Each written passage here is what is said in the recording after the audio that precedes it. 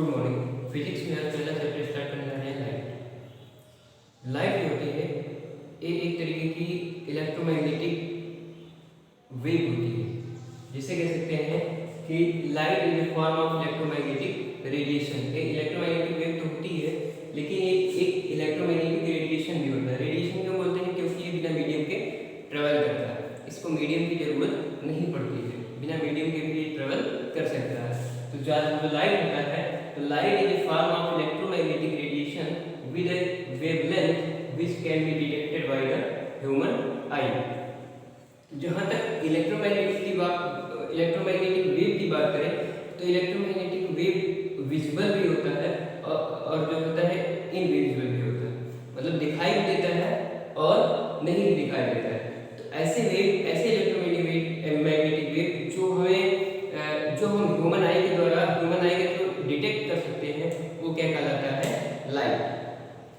और जैसे अगर हमको कोई वस्तु कब दिखाई देती है? अगर कोई वस्तु जो है अगर उस पर लाइट जब पड़ती है और हमारी आंखों पे पड़ती है तो वो क्या करता है? वो हमको दिखाई देती है। अगर कोई भी ऑब्जेक्ट अंधेरे में रखी है तो हमको नहीं दिखाई देती है क्योंकि उस पर लाइट वहाँ पे नहीं है। तो लाइट जो होती है, लाइट तो एक्चुअल में हमको नहीं दिखाई देता है। सिर्फ लाइट की बात करें तो लाइट हमें नहीं दिखाई देती, लेकिन जब लाइट किसी ऑब्जेक्ट पे पड़ती है तो उसके थ्रू उसका कलर दिखाई देता है, तब उसका हमको आभास होता है कि यहाँ पे लाइट है या नहीं है। अगर नहीं दिखाई देता है तो लाइट कहते हैं कि लाइट यहाँ पे नहीं है, और जब दिखाई देता है ऑब्जेक्ट पे जब पड़ता है और हमारी आंखों पर पड़ता है तब कहते हैं कि यहाँ पे लाइट है। एक्चुअल में सिर्फ लाइट को हम नहीं देख सकते लेकिन उसके थ्रू किसी ऑब्जेक्ट को देखा जा सकता है। तो लाइट क्या होता है? Light is a form of electromagnetic radiation. Radiation का मतलब जो मीडियम की जिसको ट्रेवल करने के लिए मीडियम की जरूरत ना पड़ता हो वो क्या होता है? वहाँ ऐसी एनर्जी को क्या कहते हैं? रेडिएशन। तो इलेक्ट्रोमैग्नेटिक वेव जो होते हैं ये एक तरीके की एनर्जी होती है जो बिना मीडियम के भी ट्रेवल करती है। सन से जो लाइट आती है बीच में अर्थ के एटमॉस्फेयर के बाहर कोई मीडियम नहीं होता है, फिर भी वहाँ से वो सन से हमारे अर्थ तक आता है। तो इससे क्या प्रूफ होता है कि जो लाइट होती है इसको मीडियम की जरूरत नहीं पड़ती है या बिना मीडियम के भी ट्रेवल कर सकती है। तो light is a form of light क्या है? Light is a form of electromagnetic radiation. एक इलेक्ट्रोमैग्नेटिक रेडिएशन है with a wavelength which can be detect by the human I. Light उसे कहेंगे जो ह्यूमन आई के थ्रू डिटेक्ट, ऐसे इलेक्ट्रोमैग्नेटिक वेव जिसको ह्यूमन आई के थ्रू डिटेक्ट किया जा सकता है वो लाइट है, और जिसको नहीं डिटेक्ट कर सकते हो वो और भी वेव के रूप वो इलेक्ट्रोमैग्नेटिक वेव के अंदर में आते हैं लेकिन उसको डिटेक्ट नहीं कर सकते हो तो लाइट के रेंज में नहीं आता। जो विजिबल होते हैं उसी को नॉर्मली हम लाइट बोलते हैं, जो खुद हमारी आंखों से दिखाई देते हैं उसी को हम नॉर्मली क्या बोलते हैं? लाइट। तो जो इसका रेंज है, जो विजुअल लाइट की जो रेंज है, अगर इसका वेवलेंथ 4000 एंगस्ट्रॉम से 7800 एंगस्ट्रॉम के बीच में है तो कहेंगे कि ये क्या है? विजिबल लाइट है। विजिबल लाइट की ये रेंज है। अगर इसकी 4000 से कम एंगस्ट्रॉम, कम वेवलेंथ का अगर लाइट हो तब भी हमको नहीं दिखाई देता है, और 7800 एंगस्ट्रॉम से ज़्यादा वेवलेंथ का हो तब भी हमको वो लाइट नहीं दिखाई देती है। जैसे इंफ्रारेड हो गया और एक्सरेज हो गए, ये सब क्या है? इनविजिबल लाइट के रेंज में आते हैं। अब यहाँ पे 4000 एंगस्ट्रॉम, किसी बुक में 39 एंगस्ट्रॉम दिया होगा, ठीक है? तो और लाइट की जो वेलोसिटी होती है, इलेक्ट्रोमैग्नेटिक वेव कोई भी वेव है उसकी वेलोसिटी हमेशा 3×10⁸ मीटर पर सेकंड होती है। वो चाहे विजिबल लाइट हो, चाहे दिखाई देती हो, चाहे ना दिखाई देती हो। सभी लाइट जो इलेक्ट्रोमैग्नेटिक वेव होती है उसकी वेलोसिटी 3×10⁸ मीटर पर सेकंड होती है, या कह सकते हो 3 लाख किलोमीटर पर सेकंड, या फिर 3×10⁸ मीटर पर सेकंड। तो ये क्या हो गया? लाइट समझ में आ गया। अब फिर चलते हैं कि हमको क्या पढ़ना है? Reflection of light. लाइट में आगे है कि रिफ्लेक्शन क्या होता है? रिफ्लेक्शन ऑफ लाइट का रिफ्लेक्शन क्या होता है? रिफ्लेक्शन को हिंदी में बोलते हैं परावर्तन। रिफ्लेक्शन का मतलब अगर मान लो किसी ऑब्जेक्ट पे लाइट पड़ती है तो लाइट पड़ने के बाद अगर वो मीडियम में इंटर ना कर पाए, लाइट आ रही है, एक मान लो इंसिडेंट लाइट जा रही है और लाइट आने के बाद मीडियम में इंटर ना कर पाए, वो लाइट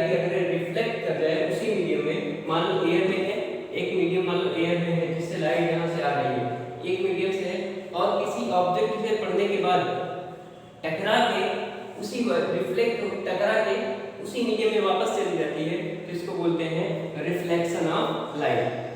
रिफ्लेक्शन ऑफ लाइट इसे बोलते हैं जब लाइट जो होती है, जो लाइट रेज होती है किसी मीडियम से टकरा के उसी मीडियम में वापस लौट जाती है, इसी को बोलते हैं reflection of light. Reflection of light बोलेंगे the process through which light rays falling on the surface, the process through मतलब ऐसा प्रोसेस जिसमें लाइट किसी ऑब्जेक्ट से पड़ने के बाद फॉलिंग ऑन द सरफेस पे पड़ने के बाद वो क्या करती है, उसी मीडियम में on an object also and back is called reflection of light. उसी लाइट पे उसी मीडियम में वापस चला जाता है, तो वो क्या कहलाता है, रिफ्लेक्शन ऑफ लाइट। ये हो गया लाइट हो गया, और रिफ्लेक्शन ऑफ लाइट क्या हो गया। अच्छा, जो रेज आती है जो ऑब्जेक्ट पे पड़ती है वो क्या कहते हैं, उस लाइट को बोलते हैं इंसिडेंट रेज। रेज क्या होती है, रेज क्या बोलेंगे, रेज की डेफिनेशन क्या है। रेज उसे बोलते हैं कि जिस पाथ को फॉलो करते हुए लाइट आगे बढ़ता है उसी पाथ को हम बोलते हैं रेज। जिस पाथ पे लाइट चलता है, जिस पाथ पे लाइट आगे बढ़ता जाता है उसी पाथ को बोलते हैं rays. The path of light is called a ray. तो इंसिडेंट रेज जो लाइट आ रही है ऑब्जेक्ट पे पड़ रही है वो आने वाली रेज को बोलते हैं इंसिडेंट रेज, और इस पॉइंट पे जिस पॉइंट पे लाइट टकराती है उसको बोलते हैं इंसिडेंट पॉइंट। जिस पॉइंट ऑब्जेक्ट के जिस पॉइंट पे टकराती है इंसिडेंट रेज उस पॉइंट को बोलते हैं इंसिडेंट पॉइंट, और जब टकराने के बाद उसी मीडियम में वापस लौट जाती है तो जो लौटने वाली रेज को बोलते हैं रिफ्लेक्टेड रेज। जो लाइट आई इस पे पड़ी और पड़ने के बाद उसी मीडियम में वापस टकरा के चली गई उसको बोलते हैं रिफ्लेक्टेड रेज। और अगर हम इस ऑब्जेक्ट पे जिस इंसिडेंट पॉइंट पे एक नॉर्मल ड्रा करते हैं, परपेंडिकुलर मतलब 90 डिग्री का, ऑब्जेक्ट से 90 डिग्री का एक नॉर्मल ड्रा करते हैं, इस नॉर्मल को बोलते हैं, इसी को बोलते हैं नॉर्मल। जो परपेंडिकुलर लाइन ड्रा करते हैं इसको बोलते हैं नॉर्मल। ऑब्जेक्ट पे जो परपेंडिकुलर लाइन ड्रा की जाती है उसी को बोला जाता है नॉर्मल। तो ये हो गया इंसिडेंट रेज, ये हो गया रिफ्लेक्टेड रेज, ये हो गया नॉर्मल। ये नॉर्मल होता है हमेशा ऑब्जेक्ट से 90 डिग्री एंगल पर होता है, ये हो गया नॉर्मल। अच्छा, इंसिडेंट रेज और ये नॉर्मल, इंसिडेंट रेज और नॉर्मल, इंसिडेंट रेज और ये नॉर्मल, ये दोनों जो ये रेज और ये रेज, ये नॉर्मल और ये इंसिडेंट रेज दोनों मिलकर के जो एंगल बनाते हैं उसको बोलते हैं इंसिडेंट एंगल। आई को बोलते हैं, इसे आई से डिनोट करते हैं इंसिडेंट एंगल। और नॉर्मल और रिफ्लेक्टेड रेज ये दोनों मिलकर के जो एंगल ड्रा करते हैं उसको बोलते हैं रिफ्लेक्टेड एंगल। इसको डिनोट करते हैं आर से, इंसिडेंट एंगल और आर से, आई से इंसिडेंट एंगल, आर से और रिफ्लेक्टेड एंगल। ठीक है, तो ये हो गया रिफ्लेक्शन ऑफ लाइट क्या होता है। अब रिफ्लेक्शन ऑफ लाइट के तुमको पढ़ने दो लॉज पढ़ने हैं, रिफ्लेक्शन ऑफ लाइट के दो नियम हैं उसको पढ़ने हैं। सबसे पहला नियम, लॉ ऑफ रिफ्लेक्शन में दो नियम हैं। कौन कौन नियम? पहला नियम है कि जो ये इंसिडेंट रेज होता है, ये इंसिडेंट रेज होता है, इंसिडेंट रेज और ये reflected raise, incident raise, reflected raise और ये नॉर्मल, इंसिडेंट रेज, नॉर्मल और रिफ्लेक्टेड रेज एक प्लेन में होते हैं। मान लो इस बोर्ड को एक प्लेन मान लो, तो ये तीनों रेज क्या होते हैं, सेम प्लेन में होते हैं, एक ही सतह पर होते हैं, एक ही प्लेन में होते हैं। ठीक है, incident raise, normal, reflected raise एक ही प्लेन में होते हैं, एक ही सतह पर होते हैं। ना कि ये एक ऐसे है तो एक मान लो इंसिडेंट रेज इधर है तो ये रिफ्लेक्टेड रेज इधर है, ऐसा नहीं। ये तीनों क्या है, इंसिडेंट रेज, नॉर्मल और रिफ्लेक्टेड रेज सेम प्लेन में होते हैं, ये तीनों क्या होते हैं, सेम प्लेन में होते हैं। ये पहला रूल है रिफ्लेक्शन, लॉ ऑफ रिफ्लेक्शन का पहला लॉ है कि इंसिडेंट रेज, नॉर्मल और reflected raise, incident raise, normal और रिफ्लेक्टेड रेज क्या होते हैं, सेम प्लेन में होते हैं। ठीक है, और दूसरा लॉ है कि जो इंसिडेंट रेज आई होता है, incident rays i, angle of incident angle i is equal to reflected angle r, angle i is equal to angle R. Incident angle is equal to the reflected angle, ये दोनों क्या होते हैं, equal होते हैं। Incident angle और reflected angle हमेशा equal होते हैं। ये लॉ ऑफ रिफ्लेक्शन है। क्या हो गया, लॉ ऑफ रिफ्लेक्शन। अब आगे पढ़ना है कि इमेज क्या होता है। लाइट पढ़ने के पहले कुछ फार्मूलेस, कुछ डेफिनेशंस पढ़ेंगे तभी उसके आगे समझ में आएगा।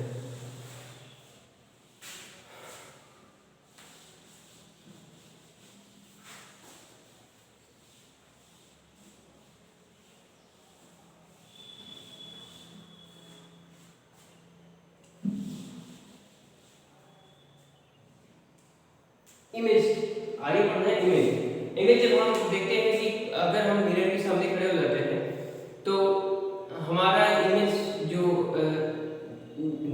हमारा इमेज बनता है, जो हमारा पिक्चर बनता है, ठीक है। जैसे हम एक मिरर के सामने खड़े हो जाएं तो हमारा एक पिक्चर बनेगा उस मिरर के अंदर, उसी को क्या बोलते हैं, जब हमारा पिक्चर किसी मिरर के अंदर बनता है तो उसे क्या बोलते हैं, इमेज बोलते हैं। अब जरूरी नहीं कि मिरर में ही इमेज बनता है। इमेज जैसे अगर हम प्रोजेक्टर पे देखते हैं तो प्रोजेक्टर पे भी क्या होता है, वो इमेज बनता है, वो भी क्या होता है, इमेज ही होता है, वहां पे भी पिक्चर बनता है। जब किसी भी ऑब्जेक्ट का एक पिक्चर बनता है वो क्या कहलाता है, इमेज कहलाता है। चित्र बने तो क्या कहलाएगा, इमेज कहलाएगा। तो इमेज मिरर में भी बन सकता है और इस स्क्रीन पर भी, मतलब प्रोजेक्टर में जो स्क्रीन बनता है उस पर भी बन सकता है। तो इमेज क्या होता है, जब किसी भी ऑब्जेक्ट का पिक्चर किसी दूसरी पॉइंट पे बने, किसी कोई भी ऑब्जेक्ट है और उसका पिक्चर किसी अनदर पॉइंट पे बने तो वो क्या कहलाता है, इमेज कहलाता है। जैसे मान लो यहाँ पे मिरर रखा है और एक ऑब्जेक्ट यहाँ रखा है, एक पॉइंट ए है और दूसरी पॉइंट पे कहीं उसका इमेज यहाँ पे बन रहा है, पॉइंट बी। इस ऑब्जेक्ट का पिक्चर अगर किसी दूसरी पॉइंट पे बन रहा है तो ये क्या कहलाएगा, इमेज कहलाएगा। तो इमेज दो तरीके की होता है, एक रियल इमेज होता है, एक वर्चुअल इमेज होता है। रियल इमेज कब कहेंगे और वर्चुअल इमेज कब कहेंगे। रियल इमेज तब कहेंगे कि जब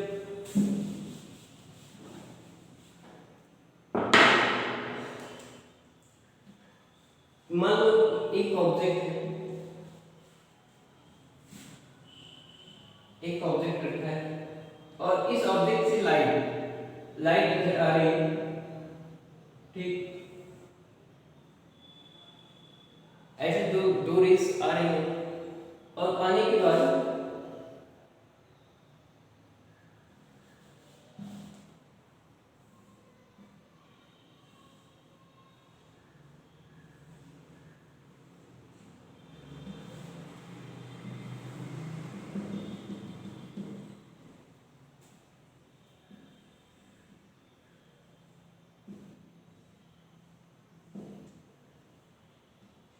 मान लो कोई एक ऑब्जेक्ट, ये ए है बी, मतलब एक ऑब्जेक्ट रखा है ए बी एक ऑब्जेक्ट है और जब यहाँ से लाइट रेस पड़ती है किसी मिरर पे पड़ रही है और मिरर पे जब पड़ती है तो मिरर से टकराने के बाद क्या करता है कि मिरर से टकराने के बाद ये जो रेस होती है यहाँ से टकरा के आती है तो किसी न किसी पॉइंट पे मिलती है, जिस पॉइंट पे मिलेगी वहां पे इमेज बढ़ेगा।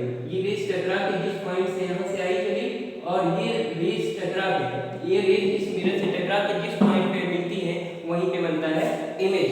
जिस पॉइंट पे एक्चुअल में मीट करता है, जैसे मान लो यहाँ पे रेस आई और टकरा के यहाँ से चली गई और यहाँ पे एक्चुअल में मीट कर गई, यहाँ से आई टकरा के यहाँ पे मीट कर गई, तो इसे बोलेंगे रियल इमेज। जब एक्चुअल में मीट करेंगे, जब कोई रेस किसी ऑब्जेक्ट से आने वाली रेस किसी पॉइंट पे एक्चुअल में मीट करती है, एक्चुअल पे कट करती है, तो उसको बोला जाता है रियल इमेज बोला जाता है। अब अगर मान लो इस मिरर को ऐसे बना दिया जाए तब क्या होगा कि जो ये लाइट रेज है, ये रेज यहाँ पे नहीं मिलेगी, यहाँ से आने के बाद ऐसे चली जाएगी वापस। लेकिन अगर इसको मिला दिया जाए, वर्चुअली मिला दिया जाए, ये रेज तो एक्चुअल में इधर से आई और रिफ्लेक्ट होकर इधर चली गई, मीट नहीं की, लेकिन अगर इसको आगे बढ़ा दिया जाए, जो ये रेज है, अगर इस रेज को अगर इस पेज को पीछे की तरफ बढ़ाया जाए तो ये कहीं यहाँ पे मीट करती है, तो ये यहाँ पे मीट करेगी। तो यहाँ पे रियल में नहीं मिल रहा है, जो ये लाइट रेज है ये रियल में मीट नहीं कर रहा है, वर्चुअली मीट कर रहा है। एक्चुअल में तो फिर लाइट रेज थी यहाँ से चली गई, यहाँ से चली गई, एक्चुअल में कोई लाइट है ही नहीं, लेकिन वर्चुअली अगर मीट करे यहाँ से, अगर इसको हम पीछे की तरफ खींचते हैं तो कहीं यहाँ पे मीट करता है। तो यही जो मीट करता है, जिस पॉइंट पे मीट करता है वहाँ पे वर्चुअल इमेज बनता है। जो मिरर में इमेज बनते हैं वो रियल इमेज नहीं होते, वर्चुअल इमेज होते हैं, वर्चुअल इमेज होते हैं। कोई भी अगर किसी भी मिरर में अगर इमेज बन रहा है तो वो हमेशा क्या बनता है, अब जो हमको दिखाई देती है, जब भी हमको मिरर में इमेज दिखाई देती है, जैसे मान लो एक प्लेन मिरर है, मिरर में जो हमको जो इमेज दिखाई देती, मिरर में जो इमेज बनता है, जो हमें दिखाई देती है, वो क्या बनता है, वर्चुअल इमेज बनता है। और मिरर में रियल इमेज भी बनते हैं लेकिन वो हमको दिखाई नहीं देती, क्योंकि वो मिरर के सामने की तरफ, बाहर की तरफ बनती है, तो वो तो हमको नहीं दिखाई देती है रियल इमेज। लेकिन जब वर्चुअली मीट करती है तो वो हमको दिखाई देती है। जैसे प्लेन मिरर में, अगर प्लेन मिरर ले लिया जाए ऐसे, यहाँ पे ऑब्जेक्ट रखा है, मान लो तुम यहाँ सामने पे खड़े हो, तो यहाँ पे जब ऑब्जेक्ट जो तुम्हारा बनता है, इमेज बनता है, तो यहाँ पे बनता है, जितना इधर खड़े रहोगे उतनी ही पीछे तुम्हारे बनेगा। प्लेन मिरर में क्या होता है, उतने ही जितना सामने यहाँ पे खड़े हो, जितने डिस्टेंस से मिरर पे, उतने ही डिस्टेंस से पीछे की तरफ इमेज बनता है। तो एक्चुअल में मिरर, एक्चुअल में जो मीट नहीं करता है, वो जो लाइट रेज होती है यहाँ से तो पूरा का पूरा रिफ्लेक्ट हो जाता है। एक्चुअल में मीट नहीं करती है, वर्चुअली मीट करती है, तो वो जो इमेज बनता है वर्चुअल इमेज बनता है, रियल इमेज नहीं बनता है मिरर में। प्लेन मिरर में जो दिखाई देता है, रियल इमेज तो बनता है, लेकिन जो दिखाई देती है वो हमेशा वर्चुअल इमेज ही दिखाई देती है मिरर के अंदर, ठीक है। तो वर्चुअल इमेज, रियल इमेज क्या हो गया, जो रेस एक्चुअली मीट करती हैं, ऐसी रेस अगर किसी ऑब्जेक्ट से आ रही है, अगर एक्चुअल में मीट करती है, जिस पॉइंट पे एक्चुअल में मीट करेगी तो क्या कहलाएगा, रियल इमेज कहलाएगा। और अगर वर्चुअली मीट कर रही है तो क्या कहलाएगा, वर्चुअल इमेज। तो रियल इमेज का जो एग्जांपल है, अगर हम प्रोजेक्टर की बात करें तो प्रोजेक्टर में जो इमेज बनता है वो रियल इमेज बनता है। प्रोजेक्टर यहाँ पे लगा होता है और प्रोजेक्टर से जो लाइट आती है, प्रोजेक्टर से जो लाइट आती है, जब यहाँ पे मीट करती है किसी पॉइंट पे, दोनों मीट करती है, तब क्या बनता है, यहाँ पे वहाँ पे इमेज बनता है। जो प्रोजेक्टर में इमेज बनता है, स्क्रीन पे बनती है, जो भी इमेज स्क्रीन पे बनेंगी वो रियल इमेज होती है, और जो स्क्रीन इमेज पे नहीं दिखाई जा सकती वो क्या होती है, वर्चुअल इमेज होती है। ये हो गया रियल इमेज का एग्जांपल, हो गया प्रोजेक्टर से जो स्क्रीन पे बनती है इमेज, जो क्या होते हैं, रियल इमेज होते हैं। और वर्चुअल इमेज का एग्जांपल क्या है, अगर मान लो प्लेन मिरर के सामने खड़े हो तो तुम्हारा जो इमेज दिखाई देता है वो क्या है, वर्चुअल इमेज होता है। तो मिरर हमको पढ़ना है, मिरर जो होते हैं वो कितने टाइप्स के होते हैं। एक्चुअल में मिरर अगर नॉर्मली देखा जाए तो एक होता है प्लेन मिरर और दूसरा क्या होता है, स्फेरिकल मिरर। प्लेन मिरर जो होते हैं, प्लेन मिरर एक प्लेन में होते हैं, ऐसे होता है सीधे। और स्फेरिकल मिरर जो होते हैं, एक तरफ का, एक स्फीयर का पार्ट, स्फेरिकल मिरर, स्फीयर को बोला गया, स्फेरिकल मिरर क्यों बोला गया, क्योंकि अगर स्फेरिकल मिरर ऐसे कहीं होता है, स्फेरिकल मिरर जो होता है या फिर ऐसे होगा, और या फिर ऐसे होगा, तो इसको स्फेरिकल मिरर क्यों बोलते हैं। मिरर दो तरीके के होते हैं, प्लेन मिरर होता है, एक स्फेरिकल मिरर। स्फेरिकल ये प्लेन मिरर जो होता है, जो नॉर्मली जो घरों में जो आईना होता है, जिसमें लोग चेहरे देखते हैं या फिर सैलून में जो यूज किया जाता है, वो क्या होता है, प्लेन मिरर यूज किया जाता है। तो ये जो प्लेन मिरर होता है, इसका जो फोकल लेंथ होता है इनफाइनाइट होता है, जो फोकल लेंथ होता है इनफाइनाइट होता है, आगे होता है ये। और स्फेरिकल मिरर, इसको स्फेरिकल मिरर क्यों बोला जाता है, नॉर्मली हमको पढ़ना है इसमें स्फेरिकल मिरर, स्फेरिकल मिरर पढ़ने हैं, प्लेन मिरर ज्यादा नहीं पढ़ने हैं। स्फेरिकल मिरर क्या होता है, क्यों बोलते हैं इसको, क्योंकि ये जो मिरर होता है ये क्या होता है, एक स्फीयर का, हॉलो स्फीयर का पार्ट होता है, मतलब खोखला स्फीयर, एक खोखला गोला है, एक खोखला गोला, जैसे बॉल हो गया, उसका उसको अगर काट दिया जाए, कट कर दिया जाए, उसको अगर कट कर दिया जाए, मान लो ये इस पेड़ का एक पार्ट है, इसको कट करेंगे, इसको इतना दूर कट कर देंगे, इसको कट करेंगे तो ये क्या बनेगा, स्फेरिकल मिरर बनेगा। तो स्फेरिकल मिरर इसलिए बोला जाता है कि जो स्फेरिकल मिरर बनते हैं वो स्फीयर का एक पार्ट होता है, वो एक कटा हुआ भाग होता है, इसलिए उसको स्फेरिकल मिरर बोलते हैं। तो स्फेरिकल मिरर में हमको तो पढ़ने हैं दो तरीके के होते हैं स्फेरिकल मिरर, एक होते हैं कॉन्केव मिरर, एक होता है कॉन्वेक्स मिरर। एक होता है कॉन्केव मिरर, एक होता है कॉन्वेक्स मिरर। तो कॉन्केव मिरर कैसे, स्फेरिकल मिरर को हम दो तरीके से काट सकते हैं, जैसे एक चाहे इधर से काट दें और चाहे इधर से कट कर दें, इधर से भी कट कर सकते हैं, इधर से भी कट कर सकते हैं। तो अगर हम मान लो इधर से कट किए हैं और इधर से कट करने के बाद ऐसे क्या करेगा, और अगर हम इधर से कट किए और कट करने के बाद अगर हम यहाँ पे पेंट कर दिए रेड ऑक्साइड और मरकरी, रेड ऑक्साइड और मरकरी का इधर पेंट कर देते हैं, तो ये क्या करता है कि लाइट को ज़्यादातर रिफ्लेक्ट कर देती है, लाइट को ज़्यादातर रिफ्लेक्ट कर देती है, इसीलिए इसकी पेंट कर दिया जाता है। तो ये क्या होता है जो मिरर, तो इससे क्या बनता है, पहले ये ग्लास था, अब इसे पेंट करने के बाद ये क्या बन गया, मिरर बन गया। इस पे जब पेंट कर देंगे इधर तो ये क्या बन जाएगा, मिरर बन जाएगा, ज़्यादातर लाइट को रिफ्लेक्ट करेगी और इसमें इमेज दिखने लगता है। जब पेंटिंग जो होती है इस दबे हुए कल के, इस दबे हुए साइड में होती है, जब पेंटिंग दबे हुए साइड में की जाती है और उभरे हुए साइड से लाइट का रिफ्लेक्शन दबे हुए साइड, उभरे हुए साइड की तरफ होता है। जब लाइट का रिफ्लेक्शन उभरे हुए साइड की तरफ होता है, जब लाइट का रिफ्लेक्शन उभरे हुए साइड की तरफ होगा तो उसे बोलेंगे convex, convex mirror, convex mirror बोलेंगे। कॉन्वेक्स मिरर में जो पेंटिंग होती है दबे हुए साइड में की जाती है और जो रिफ्लेक्शन होता है वो उभरे हुए साइड से होता है, उभरे हुए साइड से रिफ्लेक्शन होती है, ठीक है। और कॉन्केव मिरर जो होता है, कॉन्केव मिरर क्या होता है, कॉन्केव मिरर तो बोलेंगे कि जब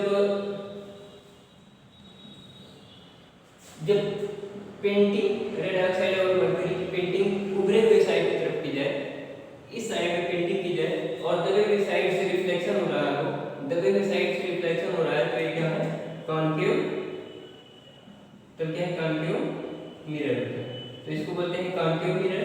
जब रिफ्लेक्शन दबे हुए साइड की तरफ से हो तब उसे बोलेंगे कॉन्केव मिरर, और जब रिफ्लेक्शन उभरे हुए साइड से हो तब उसे बोलेंगे कॉन्वेक्स मिरर, ठीक है। तो ये हो गया कॉन्केव मिरर और कॉन्वेक्स मिरर। अब इसमें कुछ डेफिनेशंस हैं जो पढ़ने हैं हमको, कि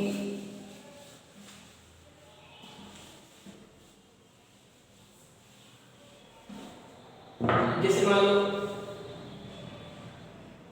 एक कॉन्केव मिरर है, ठीक है, तो एक कॉन्केव मिरर क्या होगा,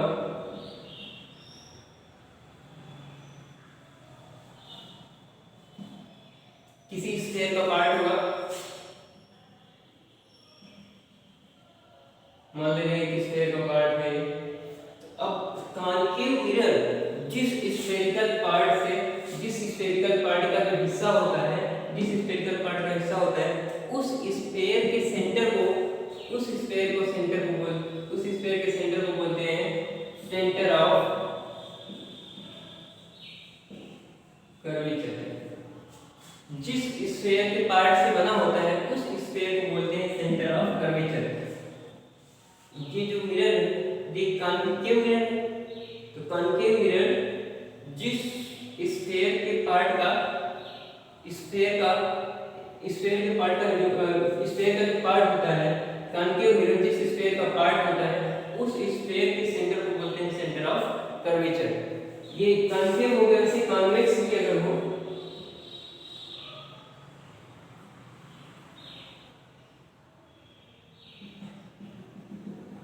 अगर कॉन्वेक्स भी हो तभी क्या होगा, सेंटर ऑफ कर्वेचर वही होगा कि कॉन्वेक्स मिरर जिस स्फीयर के पार्ट का जो जिस स्फीयर का पार्ट होता है उस स्फीयर के सेंटर को बोलते हैं centre of curvature. Centre of curvature जो मिरर जो होता है जिस स्फीयर के पार्ट का हिस्सा होता है उस स्फीयर के सेंटर को बोलते हैं सेंटर ऑफ कर्वेचर। और इसकी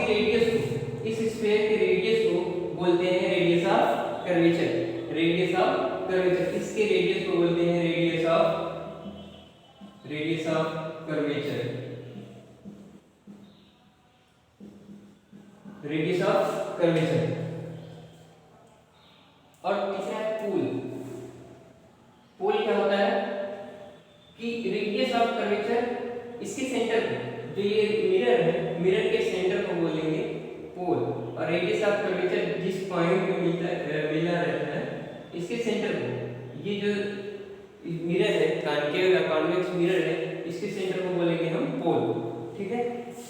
और प्रिंसिपल एक्सिस को बोलेंगे, अगर मान लो सेंटर ऑफ कर्वेचर और पोल से, सेंटर ऑफ कर्वेचर और पोल से एक लाइन ड्रा करते हैं, सेंटर ऑफ कर्वेचर और पोल को मिलाकर एक लाइन ड्रा करते हैं, उसी लाइन को बोलते हैं प्रिंसिपल एक्सिस। फोकल लेंथ आगे बताएंगे, फोकल लेंथ